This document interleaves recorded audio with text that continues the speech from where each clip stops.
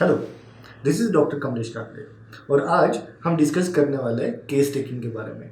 Case taking ये एक बहुत बड़ा टॉपिक है। मतलब हमने यदि महीना भर भी डिस्कस किया तो भी हमको समय कम पड़ेगा, इतना बड़ा टॉपिक है। और हम लोग नए नए तरीके केस टेकिंग कैसे करें या केस टेकिंग और अच्छे से कैसे करें, इसके रोज़ सीख रहे हैं। हम जितना प्रैक्टिस करेंगे केस टेकिंग करने का, उतना हम और परफेक्ट होते जाते हैं और हमको कुछ माइन्यूट डिटेल्स उसके बारे में, छोटी छोटी ट्रिक्स जो है या डिटेल्स जो है, वो हमको समझ में आता है कि किस तरीके से इफेक्टिव केस टेकिंग करें।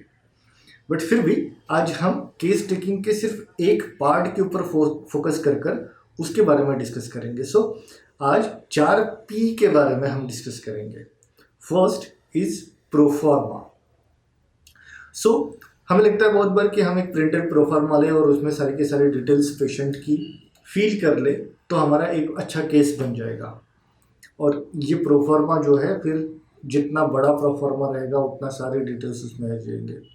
बट होम्योपैथी ये इंडिविजुअलाइजेशन के ऊपर डिपेंड करती है। होम्योपैथी में हमको केस टेकिंग में इंडिविजुअलाइजेशन करना है और हर इंडिविजुअल पेशेंट अलग तरीके से खुद के सिम्टम्स एक्सप्लेन करेगा, अलग तरीके से एक्सप्रेस होगा और हमें उसके साथ जाना है, उसके एक्सप्रेशन के साथ, पेशेंट के तरीके के साथ जाना है। यदि हमने हमारे प्रोफार्मा में हर पेशेंट को फिक्स करने की, बिठाने की कोशिश किया तो हमारा केस टेकिंग जो है वो मेरे हिसाब से अच्छे से नहीं होगा।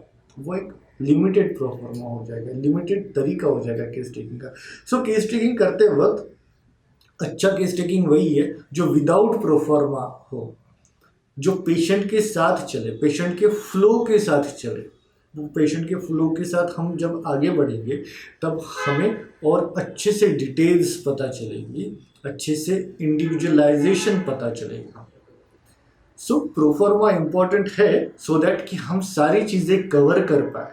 बट केस टेकिंग करते वक्त अच्छा केस टेकिंग वही है जो विदाउट प्रोफार्मा है। सो this is first P, proforma. Second P is persistence.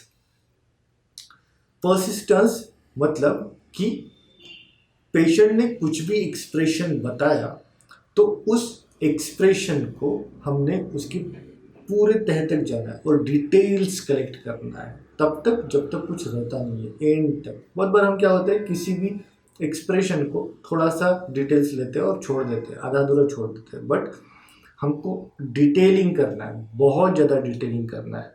और ये डिटेलिंग करने के लिए ये पर्सिस्टेंस होना बहुत इम्पॉर्टेंट है। So persistence is second P. Third P is patience.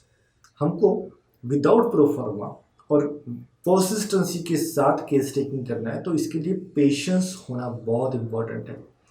Doctor Hahnemann ने ऑर्गन ऑफ मेडिसिन में गाइडलाइंस दिया है कि हमें शांत रहकर पेशेंट की बातें सुनना है। और यदि हमने ऑब्जर्व किया कि हम लोग, यही बहुत डिफिकल्ट चीज़ है कि शांत रहना, विदाउट आस्किंग एनी क्वेश्चंस, शांति से पेशेंट की बातें सुनना, ये बहुत बार डिफिकल्ट हो जाता है। और इसके लिए चाहिए हमको पेशेंस। तो पेशेंस के साथ यदि हम शांति से विदाउट कुछ पूछे पेशेंट को बोलने का प्रॉपर समय दे, एक ही चीज़ बार बार पूछे कि और डिटेल में बताइए इसके बारे में, सो हमारा केस टेकिंग ये और अच्छा हो जाएगा और उसमें डेप्थ आएगी केस टेकिंग के इंफॉर्मेशन में। So this is third P, patience. And fourth P is prejudices. हम बहुत बार पेशेंट ने एक पर्टिकुलर चीज़ बताया, एक सेंटेंस बताया, एक एरिया बताया और जो हमको पता है तो हम जज कर लेते हैं उसको, उसके ऊपर फोकस कर लेते हैं कि हाँ पेशेंट का मेडिसिन तो ये है, डिसअपॉइंट लग रहा है तो ये, फिर तो ये नाइट्रोम्यूर है, या और कोई पेशेंट ने एक सिम्टम बताया तो वो सिम्टम के ऊपर हम जज करके फटक से मेडिसिन निकालने की कोशिश करते हैं।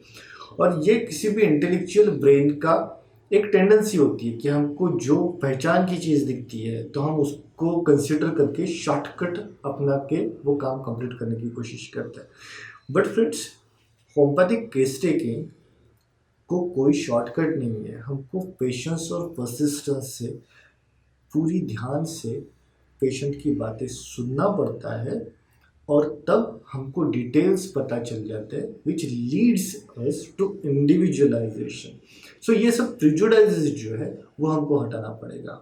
और यदि हमने ये 4 पीस हमारे केस टेकिंग में लाए, सो मुझको गारंटी है कि उसके बाद में हमारी केस टेकिंग और ज़्यादा फाइन और रिफाइंड हो जाएगी। सो आई hope you will try this in your case taking sessions and this will be helpful to you. So for now, bye bye. Thank you.